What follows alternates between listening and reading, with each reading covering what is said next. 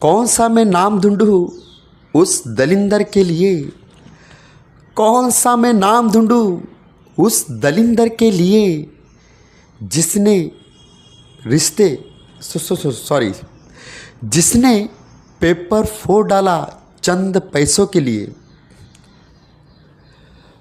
पत्थर के सनम तुझे हमने मोहब्बत का खुदा जाना।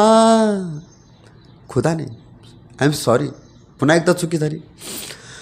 पत्थर के सनम तुझे हमने एजुकेशन का मसीहा जाना। बड़ी भूल हुई अरे हमने ये क्या समझा ये क्या जाना। पत्थर के सनम चेहरा तेरा दिल में लिए चलते रहे हम।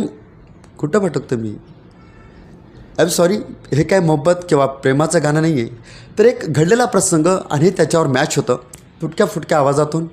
आज खरं पाहिलं तर या महाराष्ट्रात नाशिकचा आशिक अशोक खरात सारख्या रती महारथीचा सुद्धा गुन्हेगारी क्षेत्रामध्ये सापडल्याच्यानंतर, गुन्हेगार या माध्यमातून त्याची निवडणूक झाल्याच्यानंतर या देशामध्ये सर्वात मोठा सर्वात श्रेष्ठ, या देशाला मोठा करणारा आणि देशाला वाचवणारा परमपूज्य विश्वरत्न डॉक्टर बाबासाहेब आंबेडकरांनी लिहिलेला कायदा महत्त्वाचा आहे।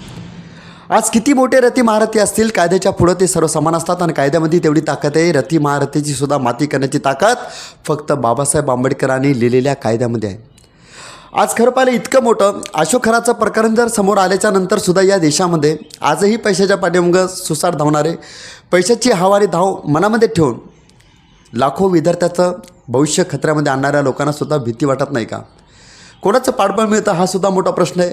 जर एकमेकाचा संपर्क असेल, परंतु ज्या वेळेला कायद्याच्या कचाटीमध्ये सापडतात त्यावेळेला मात्र जे हात तुम्हाला सपोर्ट करणारे असतात ते सुद्धा गायब होऊन जातात। इतकी ताकद परमपूज्य विश्वरत्न डॉक्टर बाबासाहेब आंबेडकरांच्या कायद्यामध्ये मी गोष्ट मोठेगावकर यांची करत आहे। जे लातूरचे पॅटर्न या माध्यमातून नामवंत नामदार म्हणून त्याची ओळख होते, आज विद्यार्थ्याचं भविष्य स्वतःच्या हौसपायी धोक्यात आणलं। काय इज्जत राहिली? किती श्रीमंती कमवली, किती इज्जत कमवली, आता कवडीची तरी इज्जत आहे का? जेव्हा भ्रष्टाचाराच्या माध्यमातून तुम्ही भ्रष्ट काम करता, ज्यावेळेला पोलिसाची हातकडी तुमच्या हाताला येते त्यावेळेला कवडीची सुद्धा किंमत राहत नाही। थँक्यू.